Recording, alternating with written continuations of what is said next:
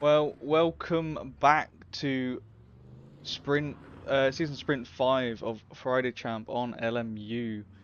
It was an interesting first round at Monza, as you saw from the title screen. I forgot to change the track scene, but I have fixed it. Just watching some of the GT cars go out now for their qualifying run. They've done practice, and it was a bit wet. Not sure what it is right now. Apparently the rain is 15%, so it's going to be an interesting qualifying. Ryan Gill doing some crazy settings as always. My name is Ted Edwards. I'll be your lead comms for the time being until Jack gets home, and I'll be your broadcaster on the cameras as always. And with me is Adam Reed as my other commentator on the mic. So welcome, Adam. I hope you're doing well, and as you can see, window wipers already going. Yeah, hello, Ted. Good to be back in the comms box. Of course, we're now at Interlagos for the second round of the championship. Really intrigued to see how this circuit gets along, because, of course, you know, this has been an on and off kind of event for the World Endurance Championship in the real life calendar. 29 cars taken to the grid, it seems like. So, absolutely staggering numbers.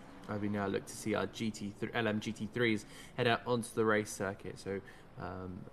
Of course, it's all about kind of getting the tyres into the optimal temperature. It sure is, and I'm a little bit mad right now. Both the Mustangs are in pit lane. They again not out there on the track at the moment. I don't think they're actually here today. So again, I'm not very happy, Adam. I like my Mustangs. I love my Cadillacs. Yes, other cars could be better than them, but in my eyes, they are the best car we have. Matt Malcolm starts us off with qualifying for the GT3s in the Porsche, as you can see on the bottom right, next to his number and in between his name, you've got the wet tyre symbol. If we switch over to what tyre everyone's running, they should be all on wets. Oh, no, the ones in the pits are on mediums because they have not left the pit lane, but everyone else you can see is on the wet tyre, which makes sense. Let's go for an onboard, see how wet it is. Oh, you can see that rain there coming down. It's just say 16%, so it is getting slightly heavier.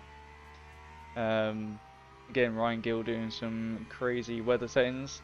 I did see in practice, Adam, that it was quite wet and there was cars struggling to keep it on the track. So it is going to be an interesting race today. Yeah, indeed. We did have one of the hypercars sliding off at one of the corner we've just actually gone past. So, yeah, with the 70 minutes still left in the session, it's going to be all about kind of the weather we've got at the moment. It looks like one of the Lexuses just having a bit of a slide. That might be Martin Lorenk. That is Ryan Gill in his McLaren 720S GT3 as he heads around at the middle sector. So I think in all honesty, Ted, eyes on the weather for the moment, because that's where it's going to be kind of very much changeable. We know how changeable the weather conditions can be here at Interlagos. We see last week's pole sitter Zach Vermaak, the South African driver who's in his Aston Martin, trying to see if he can work the wheel. We'll see how he does in the interchangeable condition, but takes a little bit of a tyre to the grass on that outside line, so didn't really put him off too much, but the first laps are now starting to clock in. Yeah, just noticing there that Sector 2 is right at the end of the track, and this Sector 3 is just the back straight to the main straight, so it's a bit weird to see the timings and how long Sector 1 is. He's got purple in Sector 1, green in 2 and 3, goes second with a 142.839, whereas the Lexus by Martin Laurent did a 142.4, so almost 4 tenths quicker already in the wet. Does Lexus have something in the wet conditions? Oh, I don't know if I would say this is truly wet, as we go for a bit of a window cam, a windscreen cam, and it's coming quite heavy on the windscreen to be fair, but I'm not the one driving, so I don't know what this feels like, and I don't really want to know. As you can see there, a massive wiggle on the rear end of that Lexus. Obviously, V8 rear wheel drive, front engine. It's got all the weight in the front and not in the rear, as Matt Malcolm moves out of the way for Martin there. Probably not on a good lap from Malcolm, so just lets the big old chunky Lexus through. With that V8 tapping the throttle there, tapping the throttle. I don't know if you heard that, Adam. He was just tapping it. He's probably let off to gain the grip again and slammed its foot down to try and push the rear round. So we'll see what he does when he comes to this line. He is down a second in Sector 2, so it doesn't look too good. Everyone else, some greens in Sector 1, some greens in Sector 2 for the guys at the rear end of the pack. That would be Townsend and Schmidberger. And yellow, yeah, they're all in the oranges, yellows, whatever you would like to gill that. That's orange. Orange for Martin Loring and all three. Zach for Mac, orange and 1 and 2. Rybecky, orange and 1. It's very up and down. And I don't think they're going to go much faster. I think, as you can see there, the spray has got bigger. So I do think, well, I don't think, should I say, anyone's going to improve on their times now. No, I was about to mention that. In fact, that you know, you're starting to get spray coming off the back of the cars. We kind of entered the session with, you know, absolutely very little, but the rain is actually now starting to approach the circuit. I'm sure you have there, Ted. The rain, a percentage, I'm sure that's, you know, vastly increased over the course of the last, what was that, 6 minutes, 6-ish minutes. It's still at 16%, but that's how much rain is coming down on the track, so it's getting heavier. I mean, there's a Mercedes stopped by Joe Dorber is coming, so let's have a quick look at a replay. It might just pull off to the side. Yeah, he just pulls off to the side. Fair enough. Let's have a look at Ryan Gill's quick spin as we got 3 more minutes until. Oh, that was a big rear end gone. So luckily no one else was coming. He got back on track. So yeah, it's not easy conditions as you can see. So I wonder how the hypercars are going to hold up with this. As you see, Ryan Gill just going wider there. But you see Zach in the background staying within the white line. It was staying as onto the curb, but Ryan was almost all the way off. Yeah, no one on my live timing screen is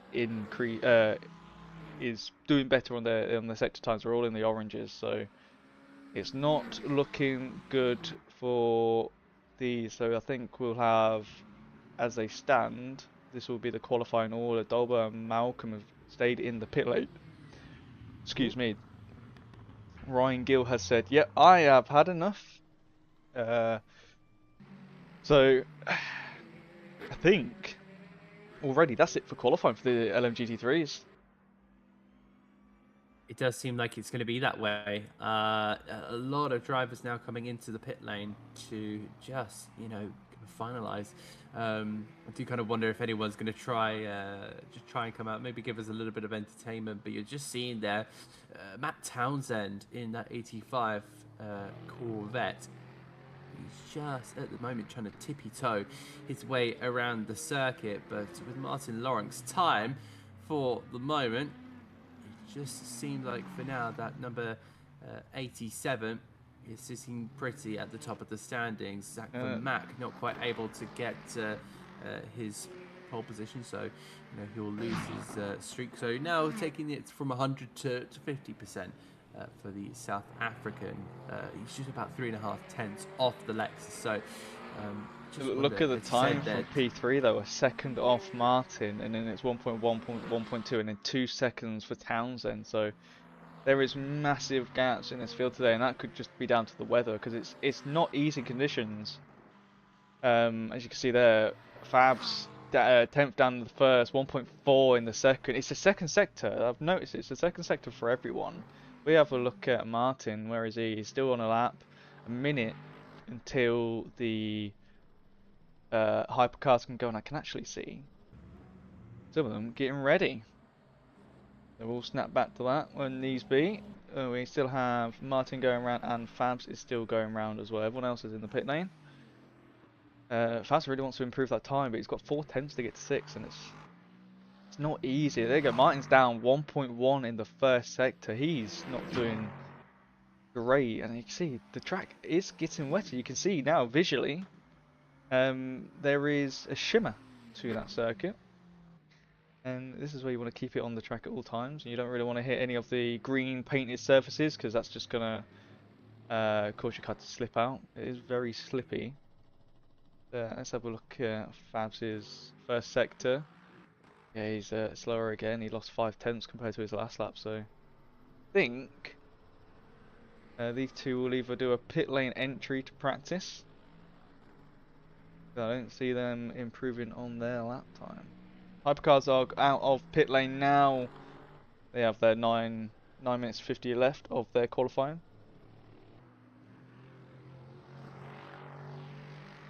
And we'll just wait until these two go into pit lane, and we'll switch straight over and see how see if the hypercars are enjoying it. I'm sure they're going to be very much on the struggle bus. Just kind of talking about that second sector, look how far Fabian Schmidberger is down in his middle sector. I think it's just kind of the way the rain falls, because of course the way kind of some of the corners are, there's a lot of elevations. There's also a bank in that kind of the first left-hander of this sequence. So of course a lot of the water is going to be on that inside line. So you can maybe find the karting line on that outside.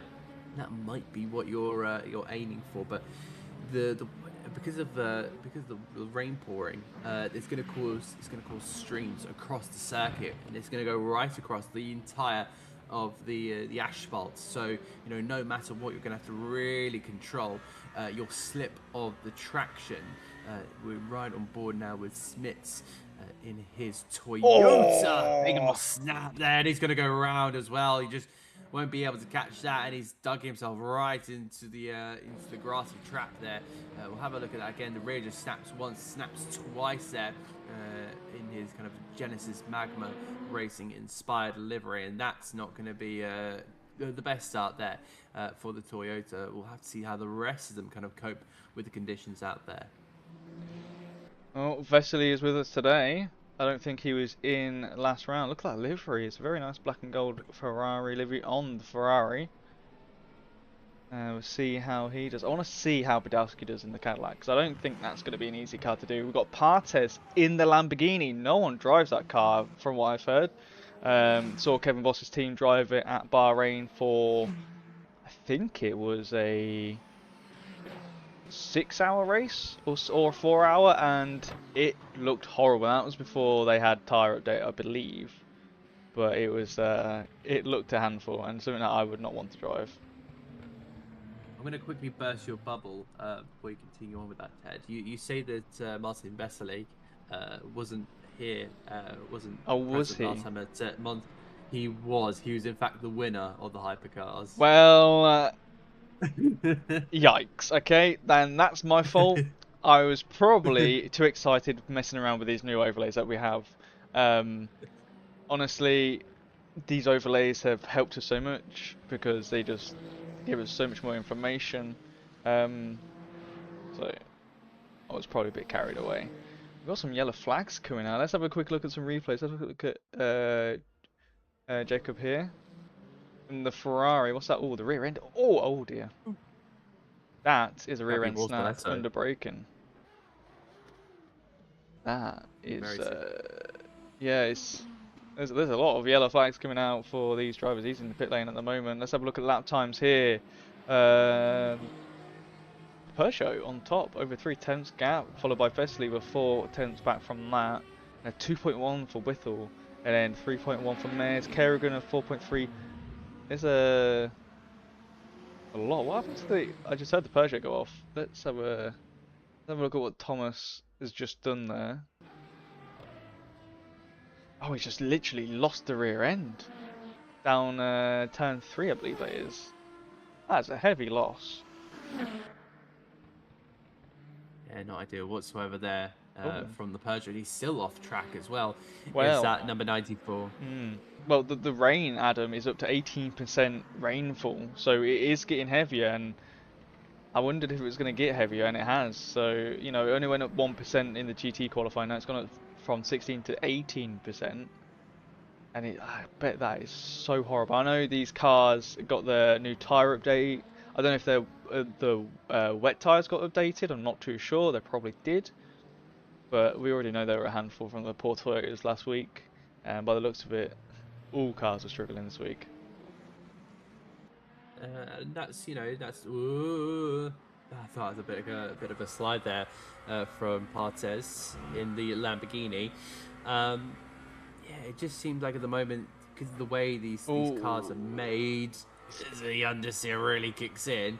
Yeah, you know, they're quite heavy compared to, you know, they're pretty chunky pieces of car. There's a lot of power underneath them, especially these hypercars.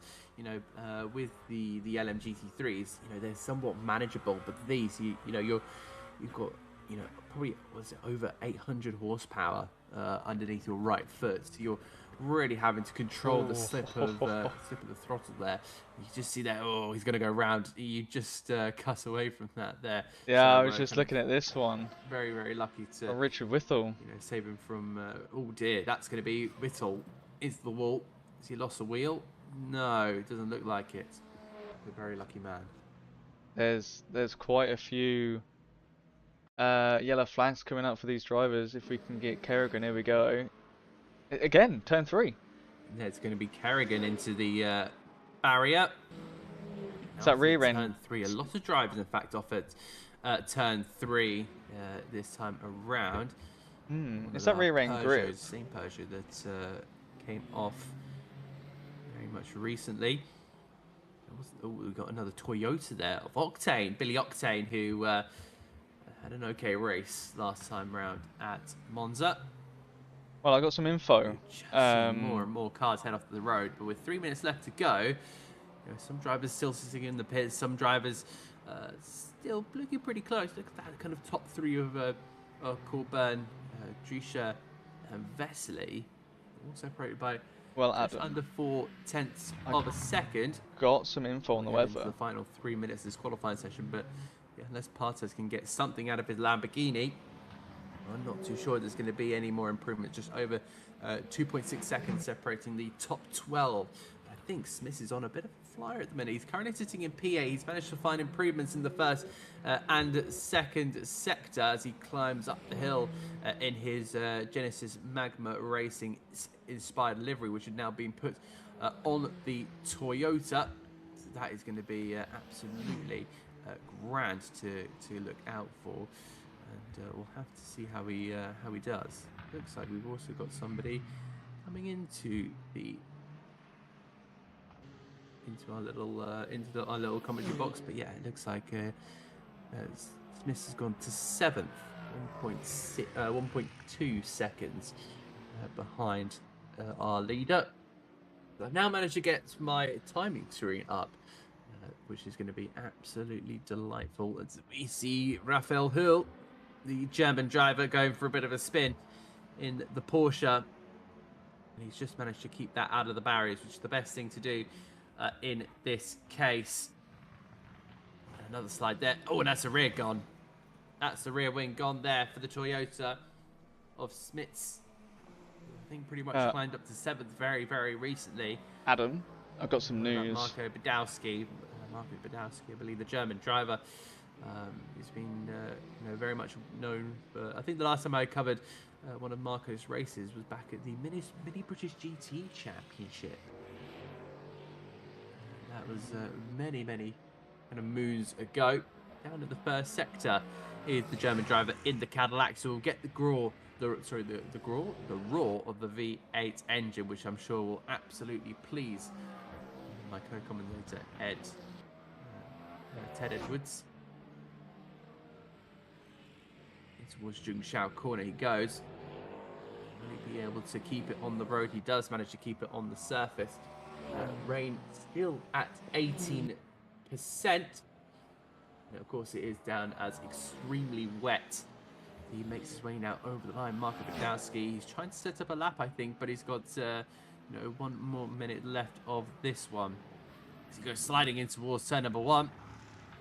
Kerrigan's had a mistake out there as well. Badowski's now going to transport himself back to the garage.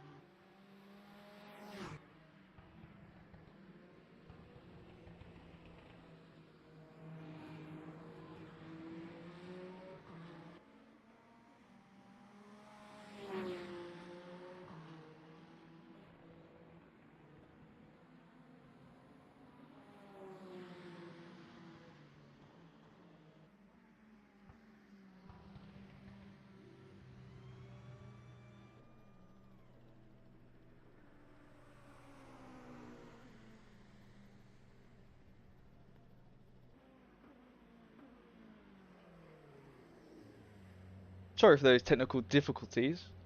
Adam's headset decided that he didn't want to work anymore. We've still got a few more cars going around. We've got 4 cars still on track. But yeah, what I was trying to say, Adam, before your headset wanted to do stupid things, apparently the track is 60% wet, so this is why they're struggling. And you can see the puddles on the curb in there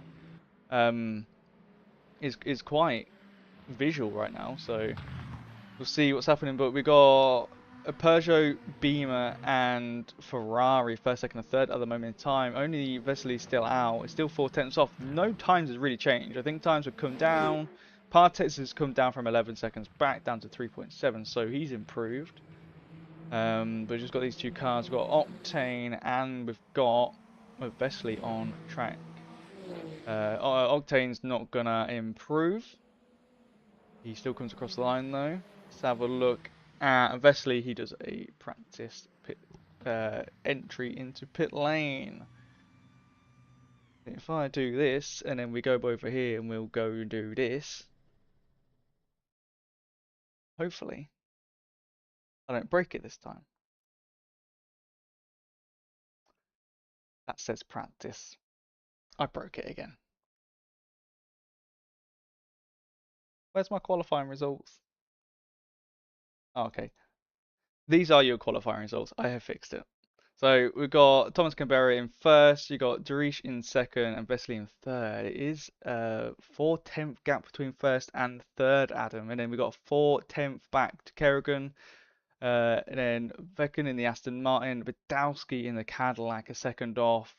Smits in seventh, Fuel in eighth, Octane in ninth, and Whittle in 10th. And then we go over to the second page, and we've got 4 more cars on here. We've got Bar in 11th, Miz in 12th, Partes in 13th, and Duki in 14th. And the other 2 drivers are not here today.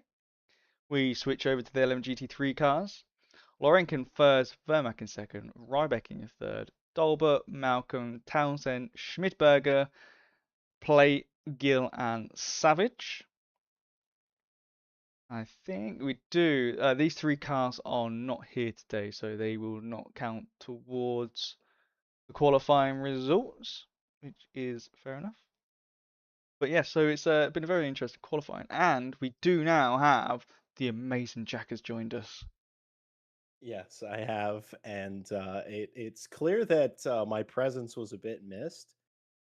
Clearly, everyone's machines broke just because I wasn't around. But I'm here now.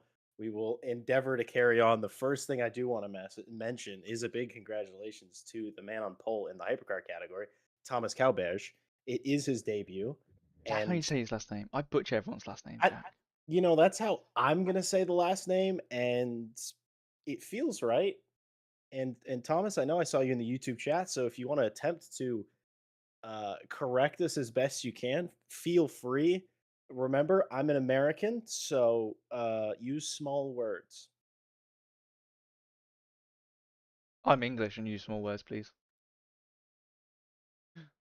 But what I'm going to do, Jack, I'm going to mute up and let you two take the stage. Well, thank you, Mr. Edwards, for not just being a brilliant broadcaster, but being a brilliant pinch hitter of a commentator. And well, now we're here. It feels like we're on a fresh restart here, Adam. And I'll say hello to you for the first time this evening, and uh, I will. I'm excited. I basically left an event early because I was so excited to come watch Interlagos. It looks like the conditions are nothing but extremely tricky. And are you excited? Are you ready for round two? Yeah, I definitely feel ready. Meanwhile, I will probably go through the championship standings that we have on our screen. The hypercar championship leader Martin Vasily in his Ferrari, of course, only one round. So the championship standings reflect last time's record. Milan van der Vecken in the Aston Martin coming in second with Zeno van Driesche. In third, Marco Widowski with Richard Whittle and Callum Carrigan, two Ferraris, fifth and sixth. Kevin Boss, followed by Jan McLovin with Jakob Tucky and Billy Octane. A lot of carnage in that hypercar class. We'll have to see how that changes into round two. Martin Lorenk in the LMGT3 class, 30 points for him with Zach Vermack in second. He'll be hoping to take back the championship lead after his pole position in the first round. Fabian Schmidberger in third with Wojtek Rybecki in P4 with Ryan Gill and Michael Savage. The rest of these four drivers in the top 10 never took part in the race. So some really, really intriguing standings so far, and of course do not get used though, because I'm pretty sure in about an hour and a half's time they're going to be very much fully changed around. Yeah, that's the beautiful thing about the start of a season. It's always all to play for, and conditions like this, we have some new faces on the grid. It's well, it's certainly not going to be a predictable race. Wipers are absolutely flooding away, and the circuit at the start of the race, rain is at 11% and the moisture level is at 13%. So I believe that's in LMU terms is considered slightly wet, if I remember correctly. So tricky, but plenty of room to get absolutely trickier. But Adam, it's the final moment before these drivers get underway for the short formation lap, as they've already got underway for the short formation lap. Settle in, make sure everything's set up as maybe best you need it to be, and hopefully maybe cross your fingers and toes that nothing goes wild in turn one. Yeah, that's kind of the main hope. We've got a very, very tricky set of Seda S's just before us.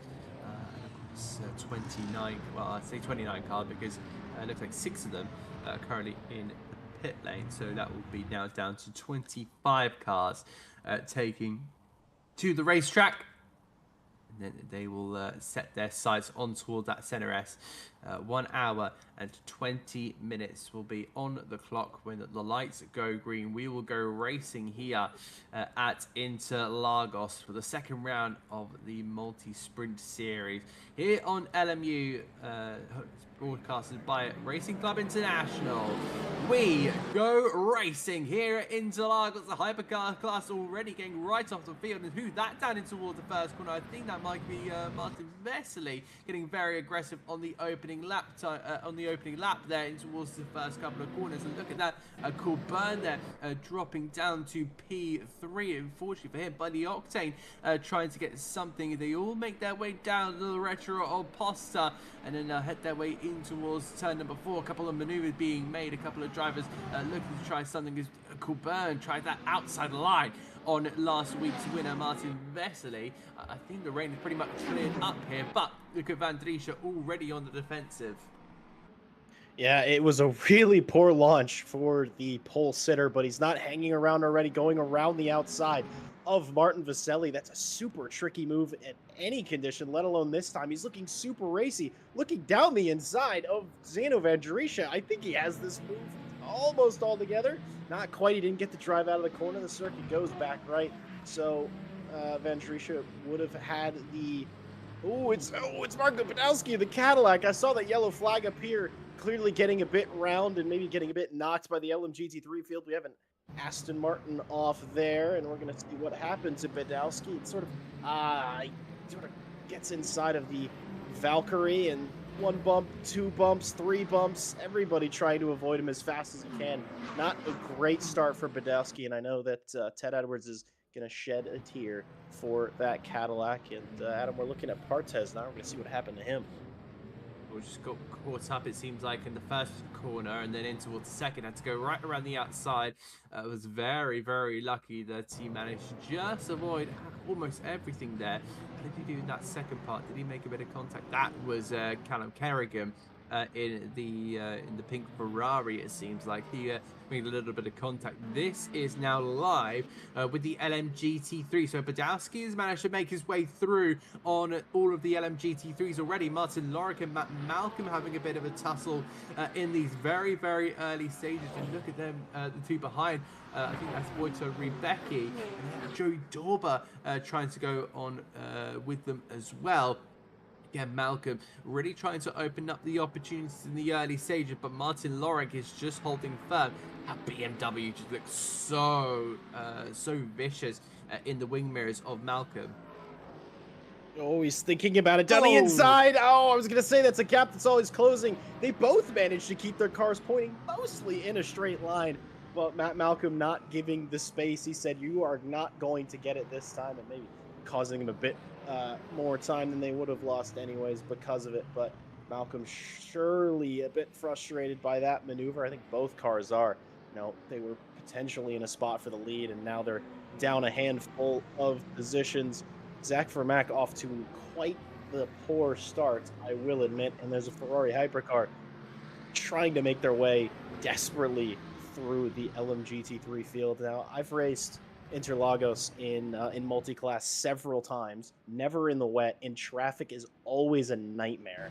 And just for these drivers to have to deal with something like that so early in the race is going to be tricky. We're on board now with the reaming, screaming Valkyrie, Milan van der Vecken, thinking he might have a move here on Vesely, but no, Vesely braking a bit later. The Valkyrie used to be known for its straight line speed, but I think after a bunch of BOP adjustments on LMU, it's just not quite the missile that it used to be, but very competent in the hands of Milan van der Vecken, and it's certainly a fight for the top 3. The rain is coming to an end, Adam, down to 2% now. And I think that this is not just going to be a damp race. This is going to be a wet to dry. And, well, you might remember, Adam, many months ago, we saw something like this happen, and it started raining again. We did, in fact. So we'll have to keep an eye on the weather to see if anything if it takes any kind of form of mischief as well. Ryan Gill there, in fact, who's just running in third for the moment. Of course, he's managed to make his way up to P3 after the demise of, I believe it was Matt Malcolm and another driver. There was a lot of contact on that during that section, so we'll have to see. There's another replay here. This seems to be Billy Octane in the Ferrari, in the Toyota, I should say, and it looks like a rear locking there from Billy Octane. That is going to be pretty unfortunate for him, but the carnage I think is going to be all race long, so don't kind of expect it to be in the early stages where the track is so starting to try and dry up, and then we'll kind of find a bit of a zone where it's pretty much also fizzled out. I think this is going to continue on for the majority of the race. So it's just keeping your car, no matter if you're in a hypercar or an LMGT3, just on the racetrack at all times. Yeah, and my head immediately goes towards something when I'm thinking about a wet to dry race. I mean, the hypercar tire model, that is the talk of the town. It's new, it's fancy. I think it's an overall improvement. However, the warm up on those slick tires is utterly brutal. So I think the hypercar drivers are going to wait till it is well and truly dry before thinking about giving it a thought. Oh, Wojciech Rebecki just found a little bit of room there around Matt Malcolm. The sparring partners are right back at it again, and hopefully it doesn't end the way it did last time, though they are in an opposite lineup. But the rain is officially stopped. That means the circuit is going to start drying out pretty quickly. It's a hypercar round. It's Dion Smits, the Toyota. Yet again, more Toyotas having struggles. We'll see if that was unassisted. It was. Ultimately, what ends up being the penultimate corner. It isn't on the circuit, but for all intents and purposes, it is. Just sort of taking an odd line, asking too much of the car in these conditions, but it's really, really tricky. Not the first car to go around, and certainly not the second. A bit late on the brakes for the Lamborghini. And, you know, I mostly expected this level of carnage, Adam, but clearly the rain getting the better of our drivers at this stage.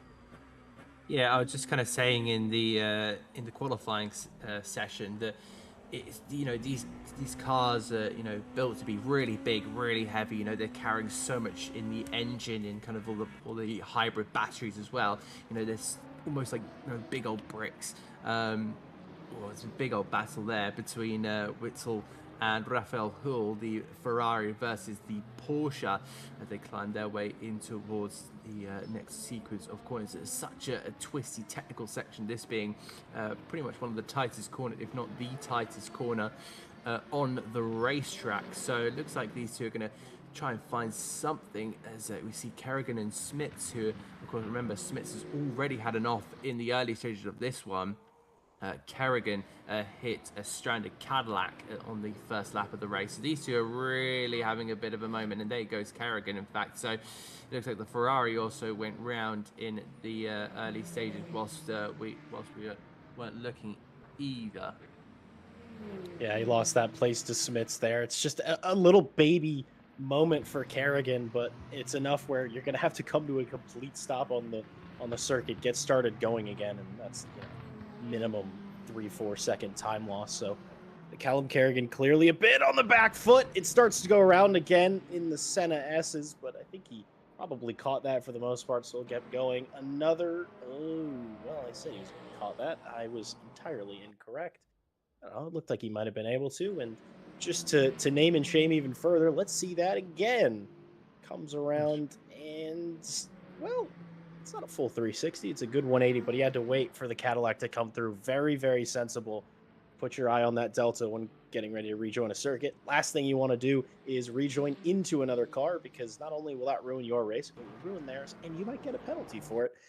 But see this is a move from Zach Vermack on Ryan Gill, 3 wide into turn 1. See, oh,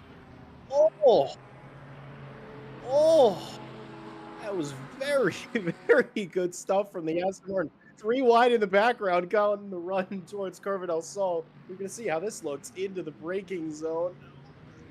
Well, mostly clean. Lots of changes for position immediately, but Matt Malcolm not really able to get by, even though he was the one down on the inside. We'll see how things look between the McLaren and the BMW ahead.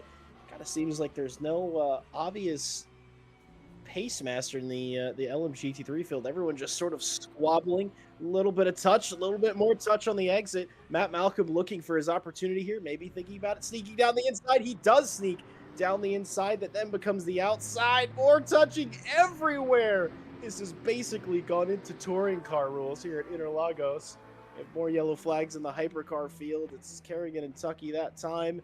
But we're now on board with Fabian Schmidberger, the 4th car to join this train of warriors, absolutely scrabbling it out. The circuit's starting to dry out as well. Those wet tires becoming less efficient, certainly becoming quite a bit warmer. Callum Kerrigan, first of the cars to DNF in this race. I think too much of a struggle in the wet. It's now a 5-car train. Here comes the BMW around the, or down the inside, excuse me, on the final corner. He's going to have the inside. That's Rybecki. Think about it. Down into turn 1, he should have this move just about done. He seems competent on the brakes and confident. Not a lot of movement in the back, but in fights like this, Adam, any mistake, even however minor, is going to be major implications, because it's not going to be maybe one position you might lose. It's going to be a whole heck of a lot more. And here's where we lost Callum Kerrigan. Yeah, it was just that double spin there for Callum Kerrigan, and that kind of saw him transported back to the pits and become our first retiree of this race. What about Jakub Taki again, having a big old hit on the barrier there, and that's going to be ideal there. The AF Corsa number 83 there, unfortunately being put in the barrier, and he's really found himself struggling. But we're going back to the LMGT3 battle, because this is brewed up to be a stupendous battle here. There's so many cars involved in this one. You know, you really don't know who to what to pick out here. You know, you've got 4 cars. I think the leader of that pack being Rybecki. Then it goes through Malcolm, Gill, Schmidberger, and is that Emo Platt in the number 54 AF Corsa Ferrari. The Dutch driver at this moment in time, just trying to work something out. We now look back to the leader, Zeno Van Driesche, who's having a bit of a lag spike at the minute. I don't know how if his internet's holding up the best, but he is feeling a little bit of pressure. We're kind of going back here to round 1, where we had Van Driesche and Vesely, but instead of an Aston Martin this time around, we got a Peugeot in the middle. Yeah, it is definitely a multi-way fight for the lead, and the rain has just ticked back up. I was taking a peek to see what the dampness of the track is. It's still at 13%. It's still at that slightly wet, and you can see from the helicam how close those hypercars are to beginning to lap the field. Here's Gill being pressured quite heavily by Fabian Schmidberger, but Gill holds it around the outside that then becomes the inside for the next corner. It's one of the interesting things about Interlagos and many other circuits like it, where, you know, it goes right, left, right so quickly that you think you have a move done, you think you've covered the inside, but then the very next corner it becomes the outside, and the fight is about to get a whole lot heated, because here come the hypercars on the LMGT3. A little bit of touching between the leaders, and it's 3 wide coming out of the hairpin, and we're gonna see Gauberg find way through using traffic to his advantage. Unbelievable move,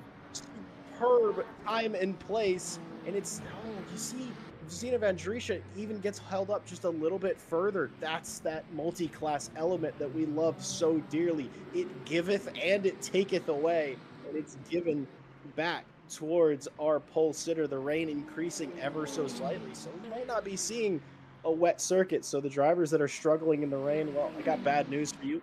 It's not looking like it's going to get any easier. Huge gap for Lawrence out ahead of the LMGT3 field. Here's Vesely thinking about it just a little bit. Kauberg going deep, though. They're clearly fighting for everything. Vesely sneaking through in the Senna S's. He managed to sort of set his car up in the right position. Van Driesche went a bit deep, and positions have changed. So just in one lap, an entire shakeup for the hypercar leaders. We're going to see now a better view of how Vesely got that move done. You can see Van Driesche just going deep, and Vesely has the grip on the inside, and well, puts his car in a beautiful position. More traffic for the leaders. Thomas going a bit deep. Vesely having to work his way around the Corvette. The Corvette gets wiggly as we drop back to see what Milan van der Vecken sees. Bit of a replay from him. Maybe a bit of... Ooh, I thought it was going to be a smack against the Ferrari, but no, Adam. It was just a bit of a spinala. No, Milan van der Vecken really kind of struggling this time. In the Aston Martin, he absolutely shone, I'd say, at Imola. Not Imola, Monza, I was supposed to say. don't know why I've got Imola in my head. They're just very similar in terms of like the scenery, but other ones, one is north of Milan, and kind of one's almost in the middle of Italy. So no idea why I'm getting them kind of confused in that sense. It looks like Idrisas Partes has been overtaken. That Lamborghini not having the best of times, but at the moment we'll have to see what this replay is. I believe it is Marco Badowski, and there is Idrisas Partes off the road, and he'll come back on, luckily not collecting anybody, but yeah, that was very, very lucky there. Badowski's still trying to make up for his earlier misdemeanors in his V8 roaring Cadillac, and his next opponent, or target I should say, is going to be Martin Marez in the Porsche 963, heading in towards the Senna S. He'll try and see if he can potentially do anything about that Porsche in front, but he'll probably have to spend a lap or two just behind before he can make a move. I think this is just Ted Edwards just sort of pleasuring his ears just a little bit, and doing it in a very, very public manner. But must say, as a fellow Cadillac enthusiast, I don't mind at all. Bit of happening between the hypercars. It's Jakob Tucky again off just a self spin, losing it. I think that's turn 11. Comes across the circuit. Fortunately, nobody's there to get further involved, but it's a struggle of a day for Tucky, but he's sticking with it at the moment. Here's just a further fight. The old sparring partners between Rybecki and Malcolm still going at it. A bit of Valkyrie to show them, to give him company. And Ryan Gill, though, he's dropped back quite a bit, along with the Ferrari. Oh, I was going to say along with the Ferrari, but, well, the Ferrari's gone off and come right back across the circuit. Oh, that's not what you want to see as far as an incident and rejoining a circuit. That was Emma Plate just sort of coming across the circuit in a wounded Cadillac, doesn't know which way to go. Marco Badowski, another tear shed by Ted Edwards, and you see he's on the grass. The grass is wet. I don't think he's holding his brakes, though, which is allowing him to carry all the way onto the circuit. He decides to move, which generally in that scenario, you should just, you should probably not drive. I know if you're sitting on the middle of the circuit, but if there's other cars coming by, hold your brakes. Let them figure out how to get around you. But in a moment like that, Adam, so tricky to judge what the right thing is and what the wrong thing is. As we now see the number 5 Porsche go off the track, Raphael Hill just keeping it out the barriers. But yeah, I was going to go, we'll have a look at this replay first of Raphael Hill. Did he get on a wet patch? Yeah, I think he just got a little bit too excited behind the Lexus. Oh my word! That Toyota there, of I believe of Dion Schmitz was very, very, very lucky in that case, in the Genesis Magma Racing inspired livery. I was going to say with the AF Corsa incident, in a moment like that, you're very, very blind if you're in cockpit mode. Your radar won't really tell you too much. I think he just tried to get out of the scenario as quickly as possible and just did not expect a Cadillac to almost go into his side door. So, in fact, a very, very lucky man is Emo Plutz. That could have been a lot worse, in all honesty. We're now keeping on tabs here with our race leader in the LMGT3 class of Martin Lorenk. Dorbes Mercedes just dropping back there 7.5 seconds off the Lexus, so hopefully he can just do something at this moment in time to work something out. More yellow flags. I think we've had a couple of incidents. I wonder if they've come together. This looks like Rittel and Emo Plat again. Yeah, I was just about to say the rain has also increased as well, so we're back up to about 12%. That is enough to continue to make the track more and more damp. We're going to see what happens. It's Whittle. He went wide in Curva del Sol, and Rafael gets what I like to call a freebie You don't have to work for it, but you're always happy to see it. But so many of these drivers, it is an absolute struggle, and just to be on the circuit, just to keep lapping it up, keep lapping up the pain, and is wonderful to see. And it's going to be a good practice, Adam, because I believe that there's going to be another wet race on the calendar, whether drivers want to see it or not. We might be seeing a bit of a damp Fuji later on in the season.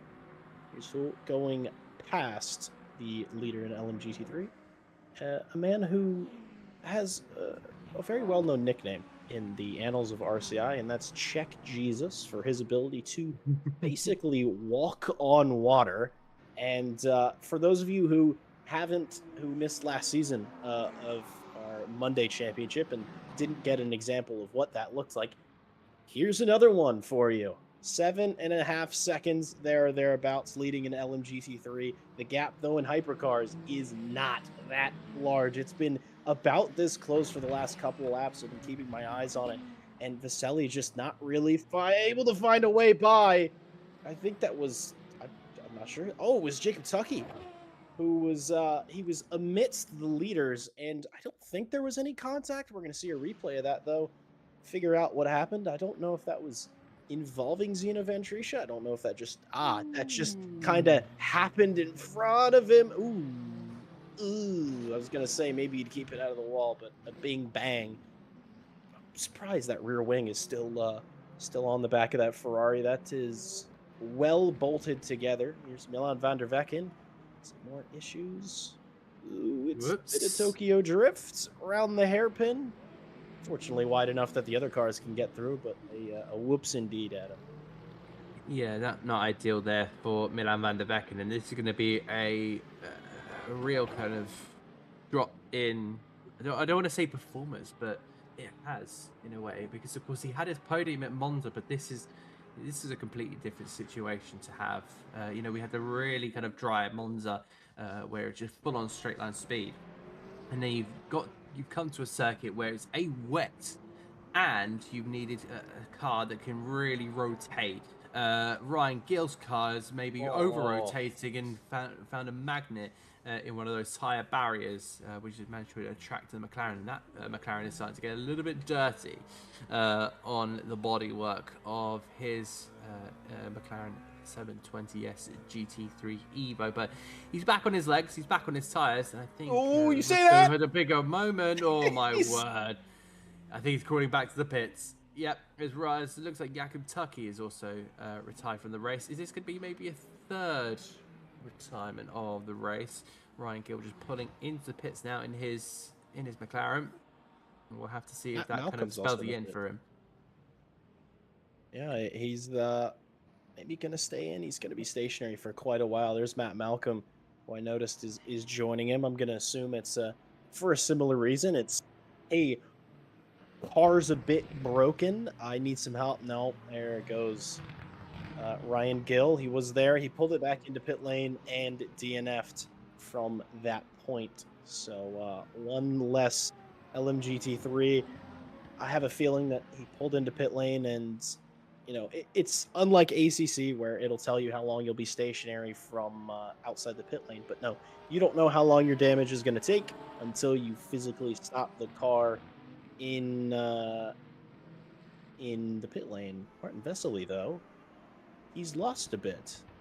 We're not sure what happened to him, but it's no longer his on the back of Thomas Scauberge in the Persia. Excuse me. It's must have been some form of mistake. However minor it was, the gaps were such that it's now 4 seconds behind Zeno Vandrisha. But we know this Ferrari has pace, and he's got a little bit of clear air. We're going to see what happens. And nothing doing yet. Nothing terribly dramatic. Is there going to be a Ferrari just kind of chilling in the grass? He was out on the runoff in between turn 11 and 12. I saw him rejoin the circuit just behind. Oh, yeah, that'll do it. wow. Catches the 360 though, beautifully so. But yeah, that's going to be a complication to Vesely's race. It's going to make it a bit more difficult, a bit more of a charge to come back through the field and try his hand at victory. You can see from the onboard. Just sort of goes, Adam. It just sort of goes. It does. Again, I think that's kind of the tide starting to maybe give up just that little bit. So we'll have to see. Again, we're still on weather watch, and I'm pretty sure we said it was getting drier. Did we not a couple of minutes ago, or maybe a little bit over that? It's now gone back to extremely wet here. Spray is starting to kick off of the back of the cars. Martin Vesely now needs to negotiate this Vista AF Corsa, but he's going, nope.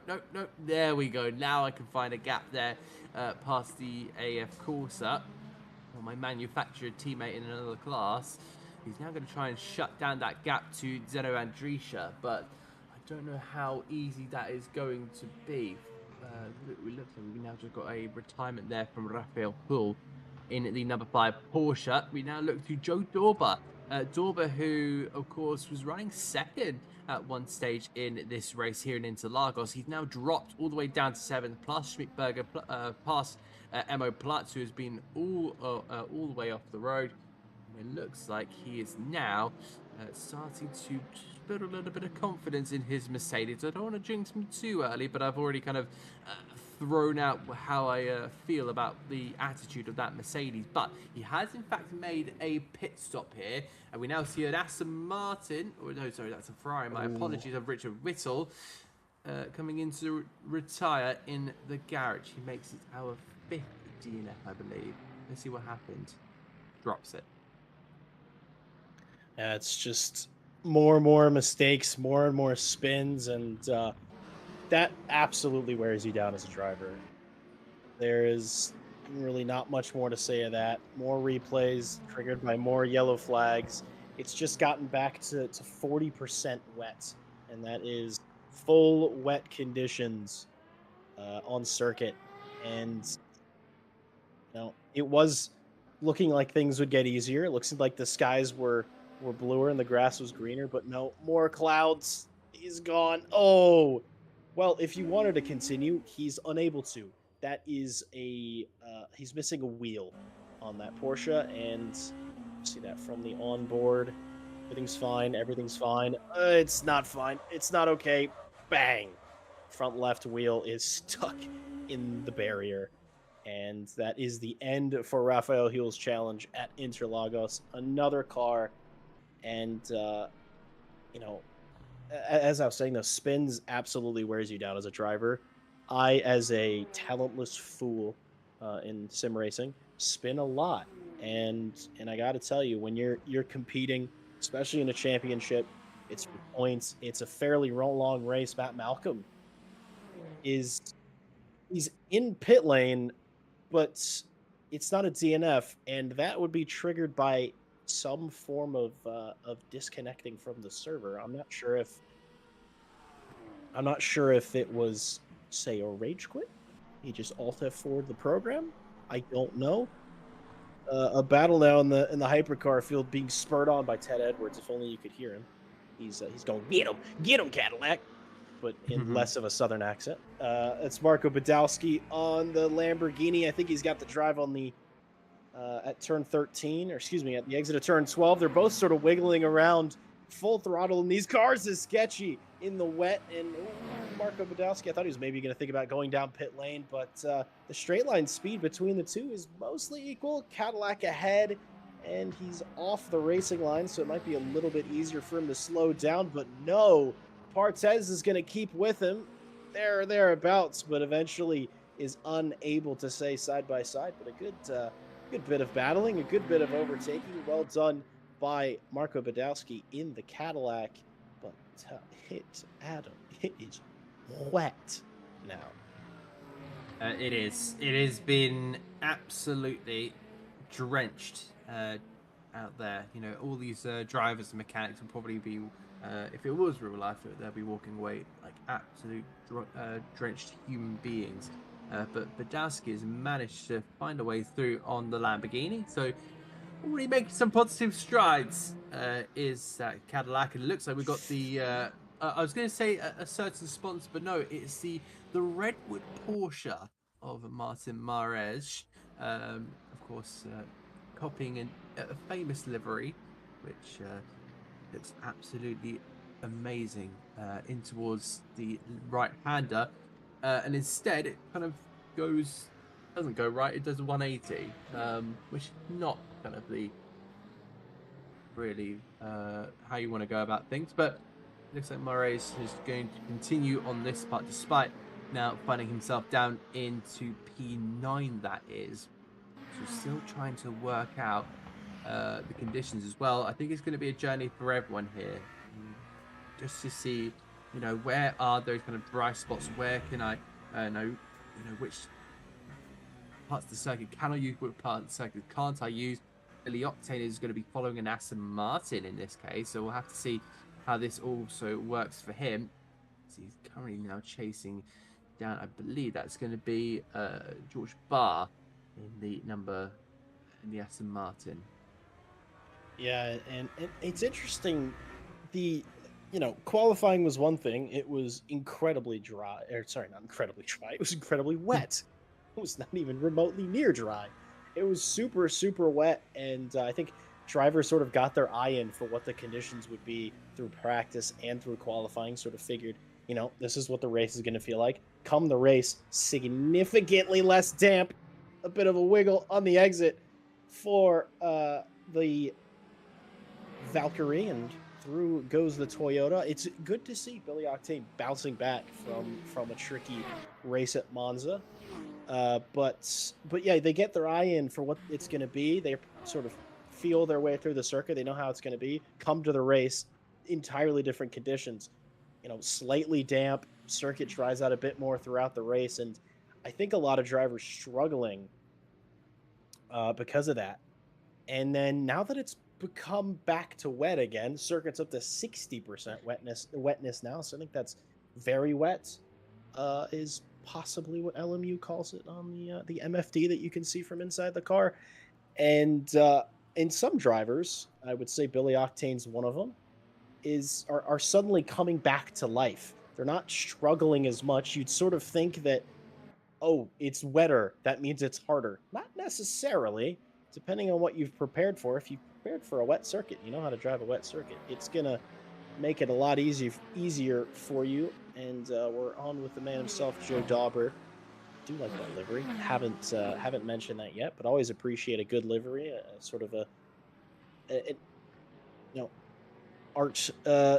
art livery, black and white monochrome thing. It looks good on the big gawping mouth AMG, but he's, after his early pit stop, coming back alive. He's chasing down that Corvette. You can see in the shot if he's not being hampered by some hypercars in the middle of it. But one thing, Adam, that I don't know if you guys mentioned at all during qualifying is the spray.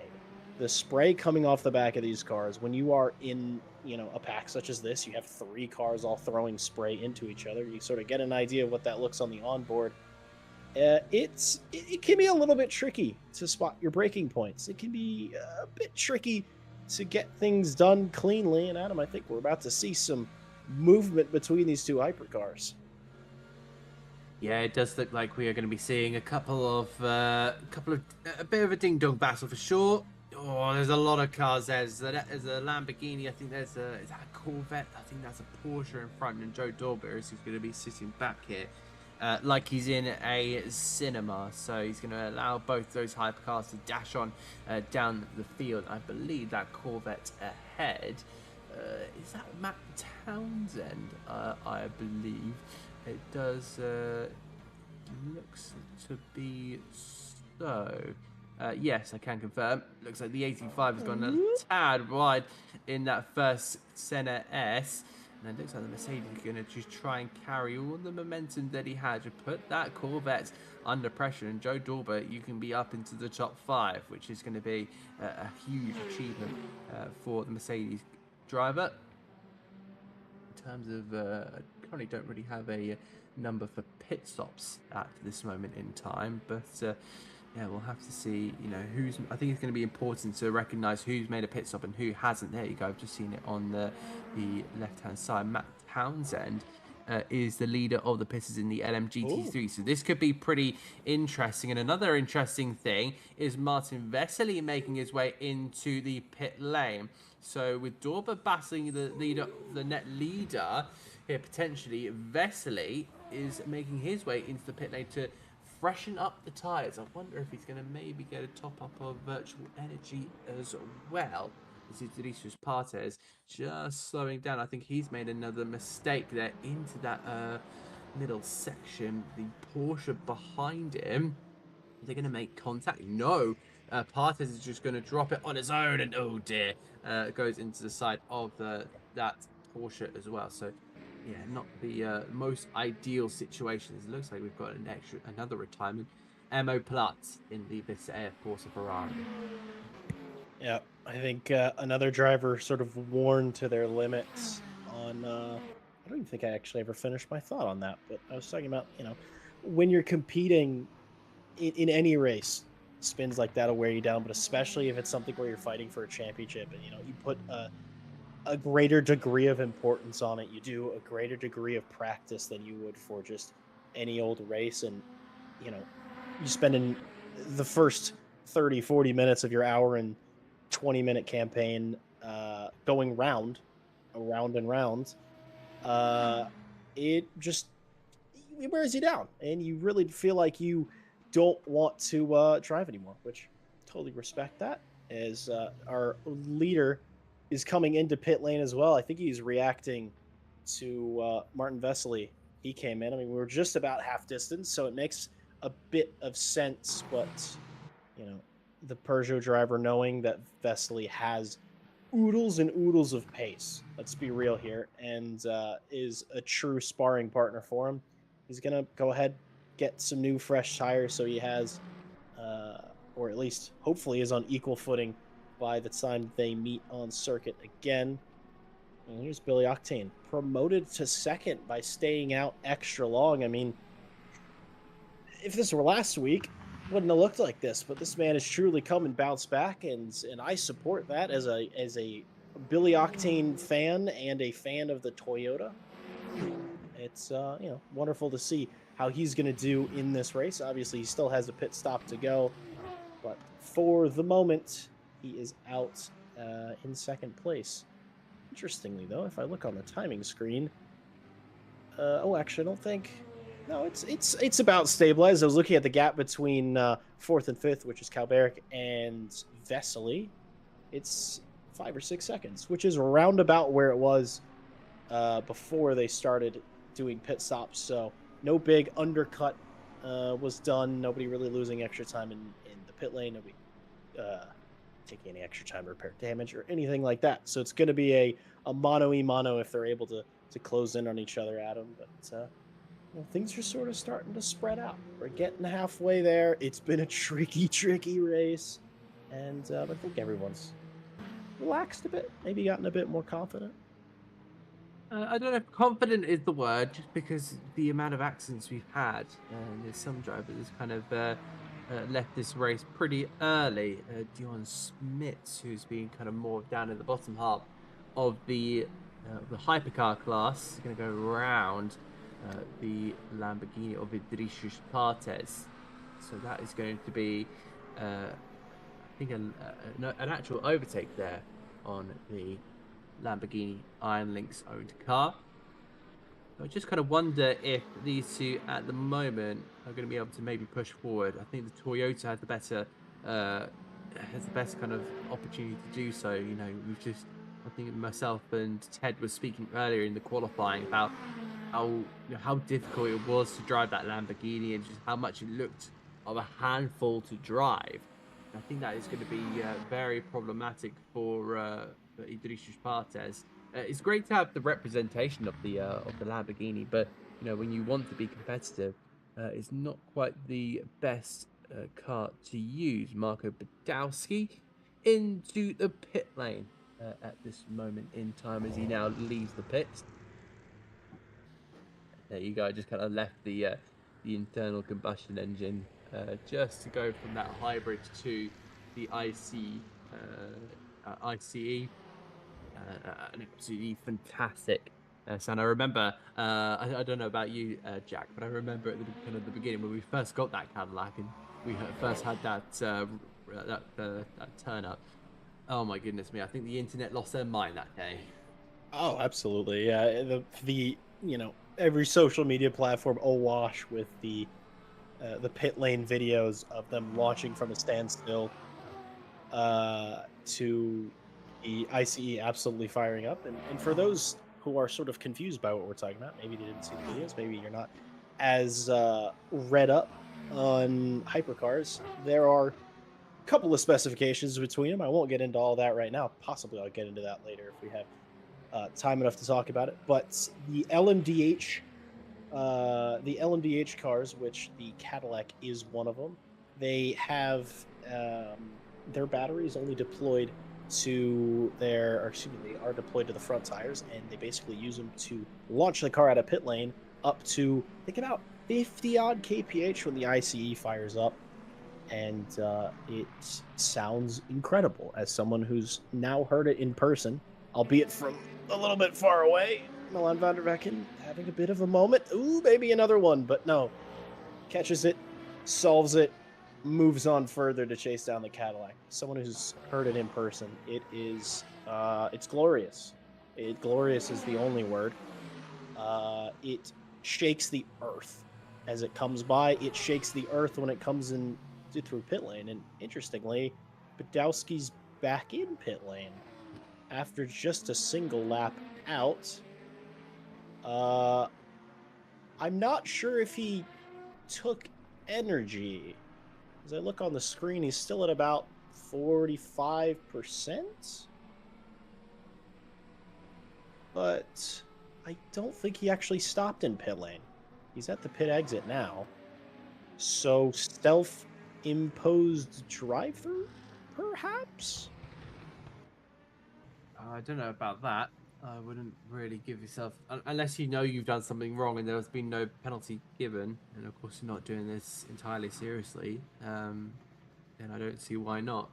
If you do recognise you being a little bit unsportsmanlike, then I think fair enough. But yeah, I don't think why you'd self-impose a drive-through penalty. Yeah, I think the energy the virtual energy bars at the minute are just all over the place. They're really ranging from, I'm seeing 30% all the way to 76% between multiple drivers. They're all kind of ranging from that at the minute. So top up will be happening, I'd say around about the 25 minutes remaining mark. So we'll just have to keep an eye on everyone for the moment. Badowski there in the Cadillac, back out there, but yeah, he's the only one in the field that's made 2 pit stops. We'll have to see what the Porsche of Martin Marez and Zeno Andrisha and George Barr are going to do, because of course George Barr in that Aston Martin has managed to keep it on the racetrack. He's been a very silent killer, I'd say, in this one. If he can manage to keep it on the racetrack, he's going to have a good result ahead of him. But he's also 30 seconds behind Zeno Andrisha, and bearing in mind these pit stops are going to be very, very long. It's going to be it's one of those where you kind of see that one of those drivers who's not very familiar of being up at the tall ends. He may as well just try and see what else he can do. Zach Vermaak getting in the way there of the 2 Toyotas, I believe, that being Dion Schmitz and Billy Octane, as they head their way past the AMR racing car on towards turn number 1 of the Senna S. I just wonder if there's going to be a potential move down towards turn number 1, but yeah, it doesn't look like it's going to be something that will be attempted by either of them. I think they're just going to keep in line for the moment, but I think Smits will maybe try and make a move at some point soon, as it looks like Barr has been overtaken there by Thomas Kohlberg. I've just noticed on our timing screens. And the interesting thing here is Octane, he still has not taken a pit stop. Smits, though, has, almost certainly on fresher tires, and you're seeing what that fresh tires has, and as I say that, I'm entirely incorrect. The graphic's been in front of me 3 times, and I've misread it 3 times. This is a full equal fight, Octane on Smits, Toyota on Toyota, both presumably on fresh tires. I wouldn't see why they wouldn't. And, well, it looks about equal at the moment. Maybe Smits having a bit of the advantage here and there on the traction zones, but Billy Octane putting his car in really, really good positions. Some absolutely fantastic defending, and that's what a bit of fantastic defending can do. Can cause your sparring buddy to maybe make a mistake, and that gives you a little bit more breathing room. Because I think there's been an issue for the former race leader Thomas Calbert has lost it. I think in the Senna S's, we're gonna see coming down through one. Everything's mostly fine. He touches the curb. You stay off the curbs in the wet, and he just goes round. And Martin Vaselli, you just saw, has gone through, and Calbert is back to 4th position. And I was gonna say Vaselli was coming closer and closer. He's on the curbs, ladies and gentlemen. It's probably going to be a spin. It is a spin for you to Irius Partes in the Lamborghini. And speaking of that Lamborghini, I'm going to put my finger up and say actually regarding Ted Edwards' account of that race in Bahrain. I was there. I was one of the drivers, and I loved the car. I thought it was fantastic to drive because it was difficult. Thank you very much. We have, though, Martin Vaselli rounding George Barr, the man who hasn't stopped yet in the Valkyrie. And, well, that just looked a bit plain easy from Martin Vaselli. We know he has massive amounts of pace, and I think those old tires that George Barr have been carrying since the beginning are beginning to wear off. And usually it's not often in LMU that you sort of see that there's a 50-50 strategy that's not determined by fuel. Usually you do. George Barr is struggling massively on those old tires, though. I think maybe he's thinking it's about time to maybe grab some new ones. It might be that time. Might be that time. Because of course these tires are, they're endurance tires. They're kind of meant to last, quite a while, but also they're also going to wear in these conditions. You need to kind of maybe top up their kind of freshness and get a new fresh set of boots. That's kind of what you might need to go a little bit faster. You might find a couple of tenths here and there. You might be eating a second out of the driver in front every single lap if you manage to put on a fresh set of tires. So it's one of those kind of roll of the dices that do you want to make it, or do you want to kind of work something out to try and get an advantage, or whatever advantage you can possibly get, as Thomas Colbert will now go through on George Barr for the podium place. So Zeno Bandrisha leads the way, but has not made a pit stop. Martin Vesely in second, 33 seconds behind Bandrisha. So it's all down to that pit stop from the WRT and BMW crew in the pit stops. And what about Thomas Kohlberg? Well, there's still open opportunities for him to try and maybe seal back this race win. But looking at the times, they're starting to go very much in the favour of the drivers that have pitted. So let's have a look at this between Billy Octane and Smits. Remember, this is a battle that's been going on for quite the while. In fact, is that Toyo's going to go around the outside of Smits? Yes, he is. That's a superb move. I was going to say the exact same thing.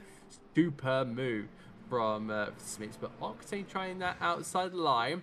But wasn't quite able to do anything about that. They're still together. They're probably trading similar laps. In terms of, speaking of similar laps, fastest lap, Thomas Kohlberg, 133.668.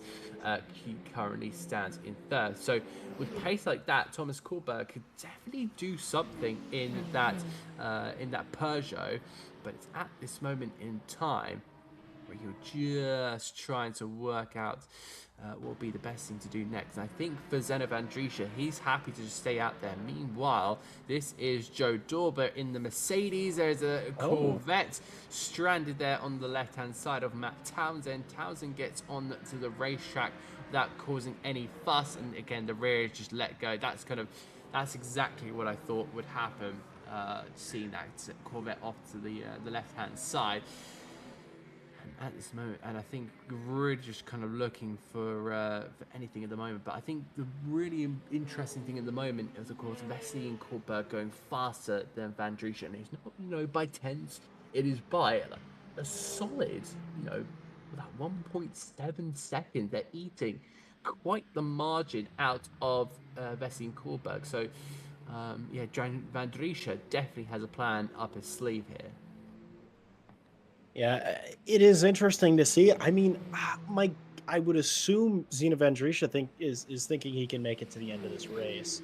Looking at his virtual energy, I would say he's going to be close. Vesely and Kohlberg behind have 42 and 40% respectively.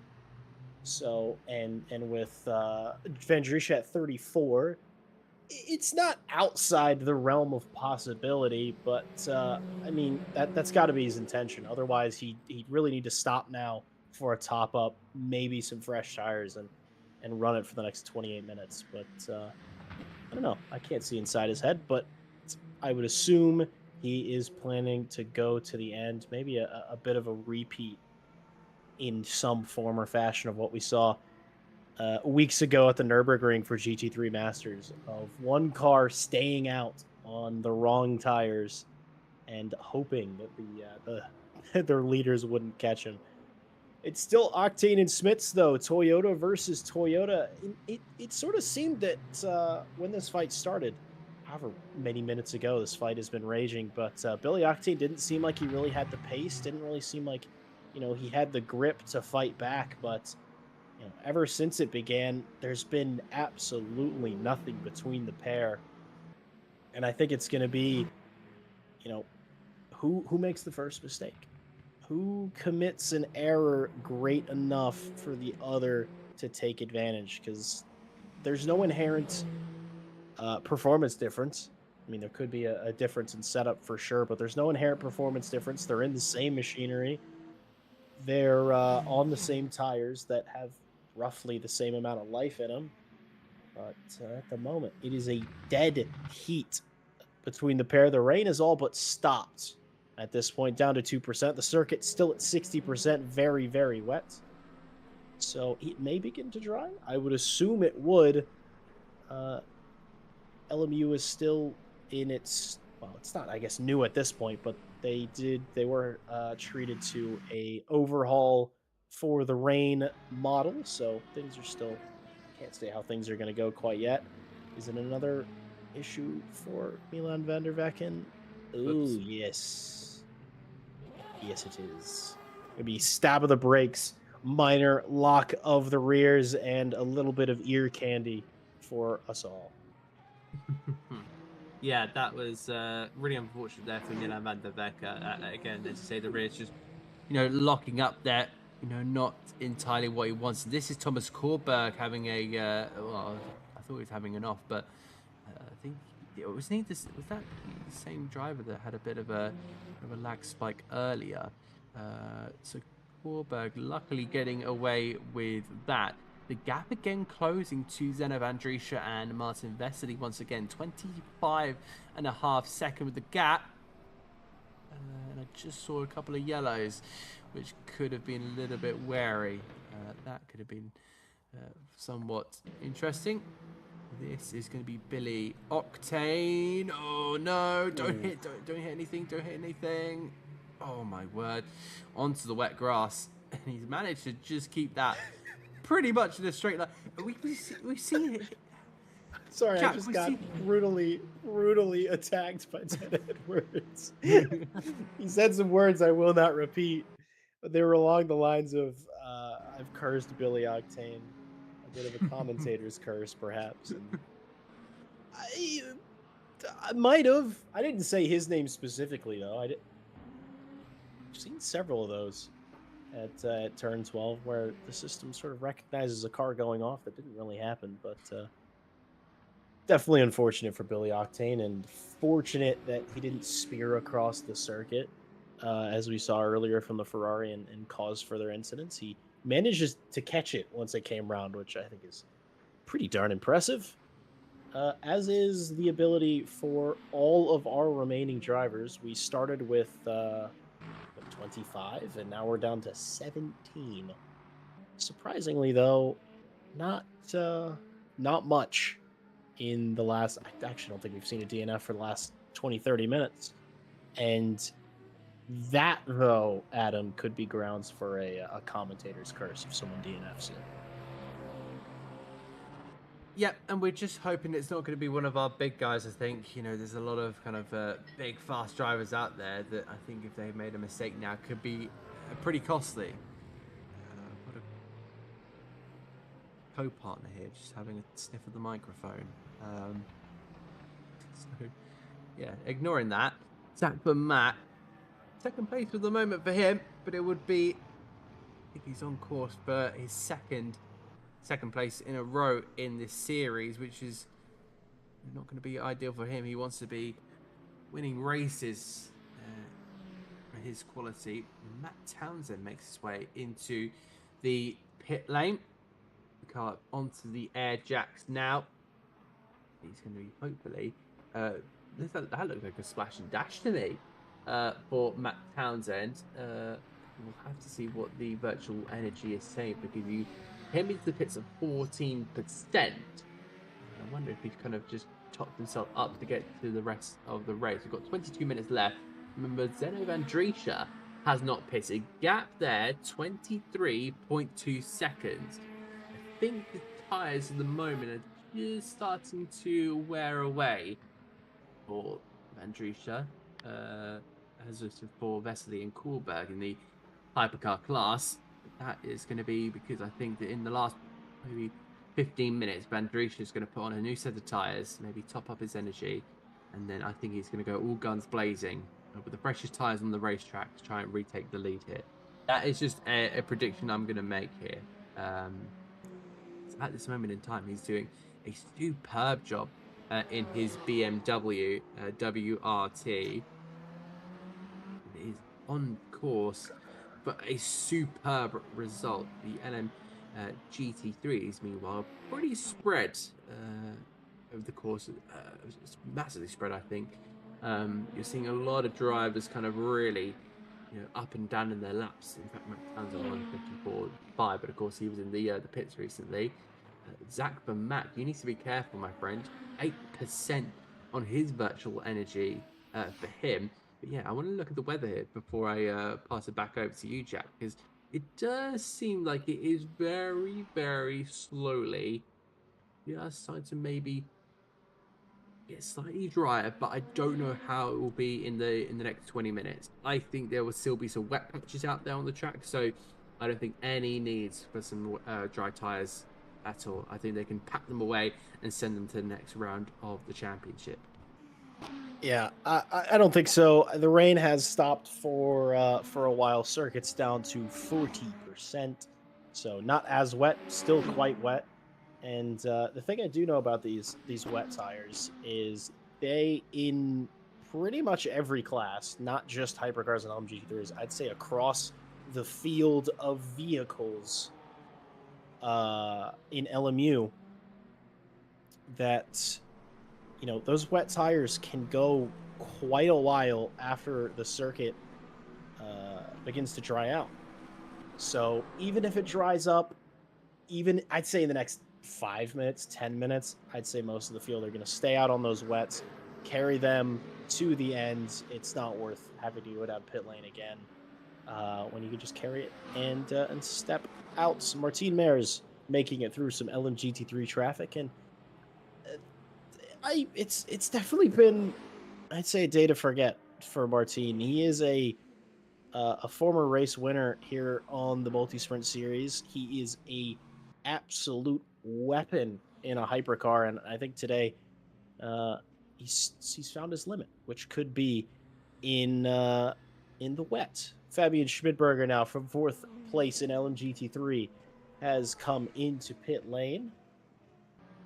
And probably not the longest stop in the world, as a couple drivers, Zach Vermack especially, running out of virtual energy. 5% remains in his Aston Martin. The driver ahead, Martin Lork, who's in the lead, 13%. Don't think that's going to be enough to make it to the end, though. Ultimately, I'm deeply unfamiliar with wet weather running, and I don't think either of them are going to make it. They haven't stopped. It's been about an hour. Zach Vermack now is going to come down pit lane.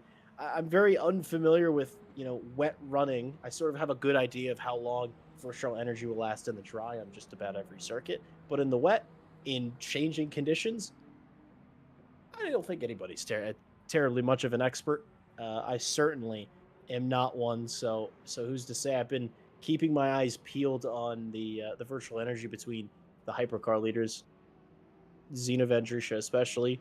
3% virtual energy as Zach Vermack's getting some fuel dumped in. Not a whole lot, as you can see, spinning away the tires at him and heading back on to the race circuit. And I think Auber might come in real close.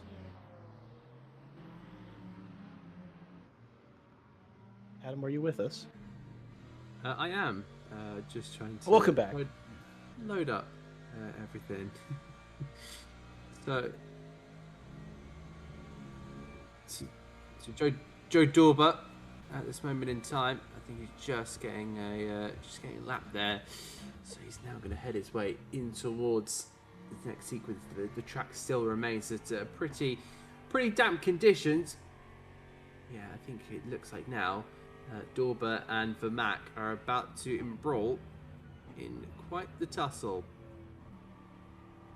He heads in towards the uphill section.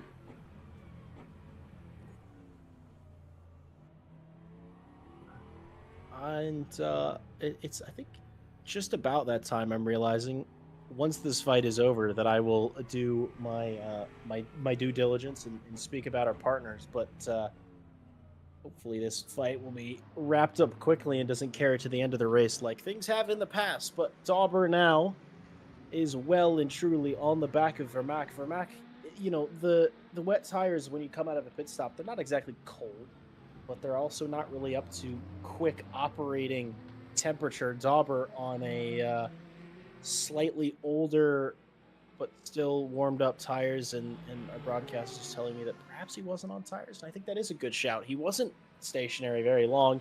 Here comes the Valkyrie, giving him a bit of ear candy, swinging on through. So possibly equal tires.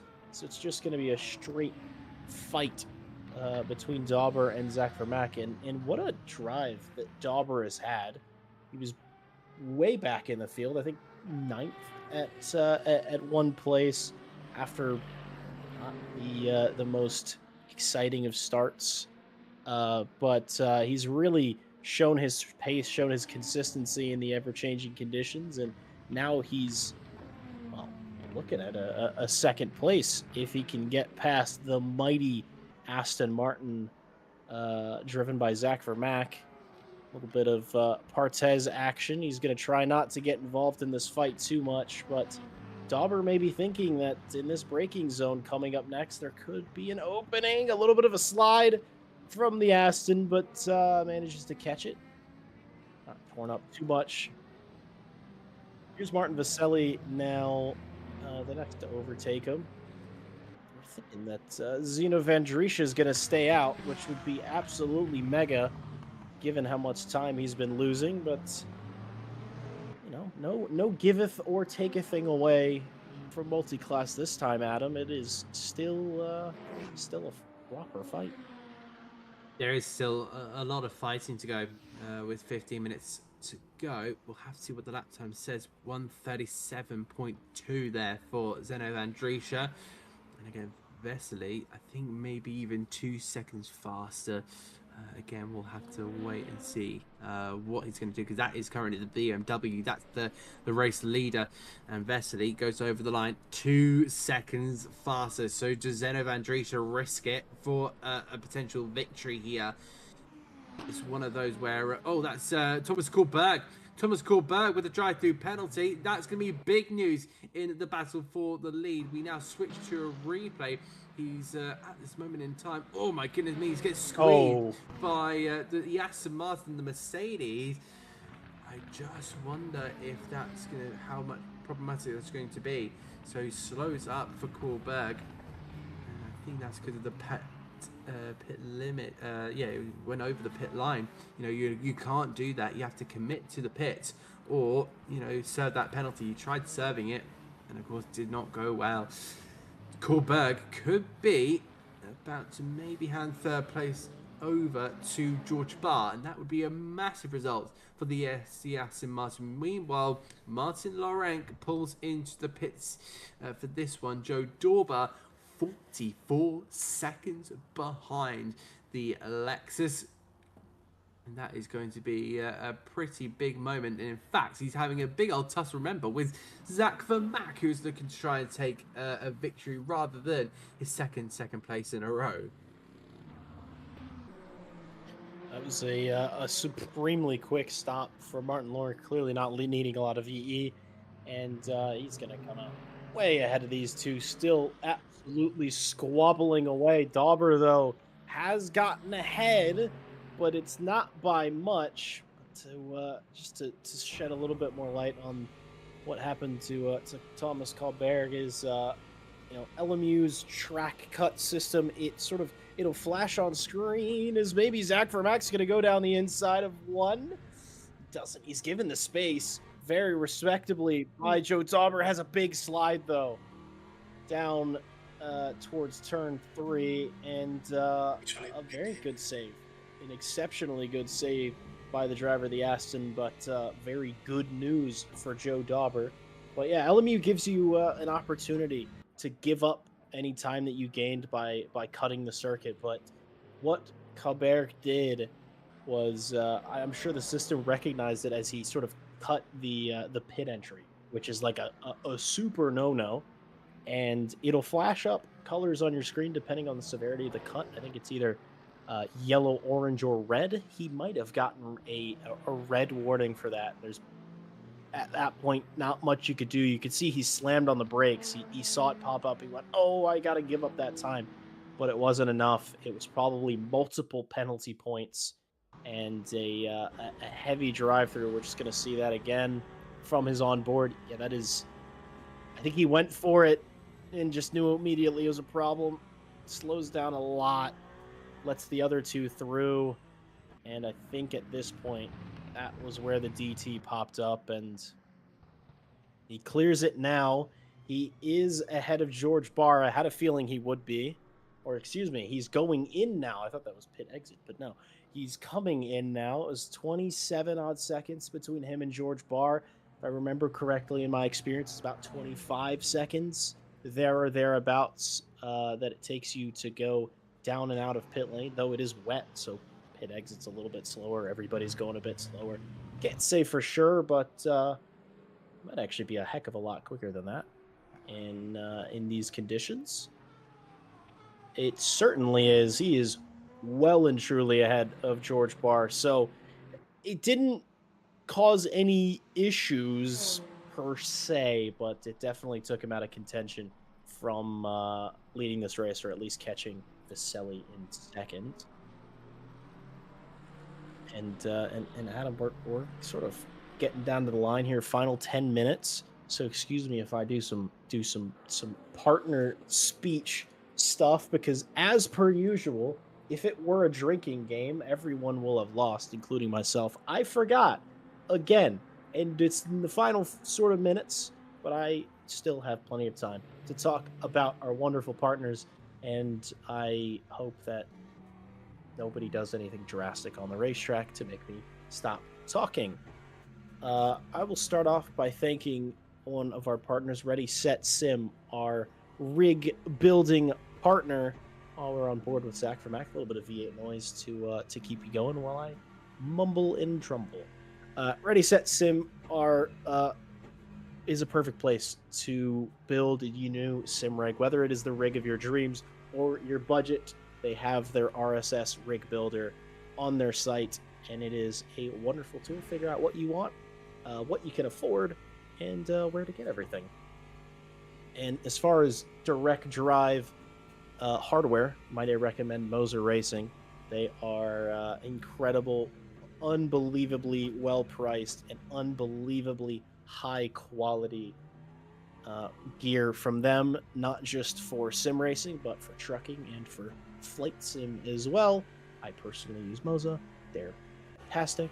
I always pleased by their stuff, and especially the value proposition. Coach Dave Delta is another one of our partners. If you're looking to find pace on circuit, you're thinking, I'm fast, but I need to get faster. Check out Coach Dave Delta. With the help from their setups, their coaching, and other tools, you will be quicker than you were. I can promise you that. Lap time begins with Delta. If you're a deal hunter, which many people are, including myself, check out Green Man Gaming for their deals on exciting PC titles, including new releases, not just sim titles, just about anything you can think of they have on their site, and chances are they have a deal going too. Pimax is our VR hardware partner, pretty much the best in the business when it comes to clarity and resolution. If you check them out using our link in the description, you will get a bit of a discount, give you some dollars off, and give us some dollars right back. So, I see that as an absolute win. And of course, as we finish off with a slightly different V8, thank you to Motorsport UK for their continued partnership with us and having us recommended as an esports community. I've done it with 7.5 minutes to spare. Brilliant. Anyway, on to the racing at the moment. We're just pointing out in the commentary box, somebody's steering's not straight. You're currently having a look at him. Marko Badowski is running with, looks like a bent steering. I wonder, because he's been in the war so many times, could that potentially be from the incident with Emo Platt? It was what felt like so long ago. You just see there in towards the right-hander before we head through Jung Shao. Yeah, it just seemed like it's not quite sturdy at this moment in time. So it's kind of one of those where it's just, you're just trying to work how to, what would be the best kind of steering angle for the moment. See if maybe you can just kind of compensate for what you've got at the moment. But yeah, you can see it's a little bit, you have to bend it a little bit more to the left just to keep it straight here. And we'll see in towards the first corner, you'll hit the brakes, and then it's just not that straight unless the camera is playing massive tricks on us, which I don't believe. I find that a bit unlikely. No, it's not a lot of damage, but it's enough to certainly be annoying and certainly be significantly trickier in already tricky conditions. I've just taken a look because I was curious about the wetness of the circuit. We're now down to slightly wet or damp, or whatever LMU says. It's 13% wetness. You can see the spray has significantly dropped on the racing line. Times have dropped as well, and I think because the circuit's drying out, it's going back the way of Zeno Van Drisha. Instead of 2 seconds a lap, you'd see at any normal time, it'd be like, oh, it's a massive fight. No, I think they all could be on separate laps. Actually, no, Van der Vecken and Martin Mers are actually fighting. This is for position. The Valkyrie down the inside of the Porsche. And, the interesting thing is Milan van der Vecken and Zeno Van Drisha are teammates. And I feel like I just saw a bit of teammate boss hoggery. Maybe a little bit of a helping hand by the race leader towards his buddy in the Valkyrie. It's tactical. It's definitely on the edge, but it is all in good fun. We're running out of VE though for all the drivers. Zeno Vandrisha 6%, Martin Vaselli 9%, Thomas Calbert with 8%. 4 minutes to go.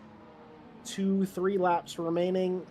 It's gonna be close. I think it might have to be a splash and dash for all of them.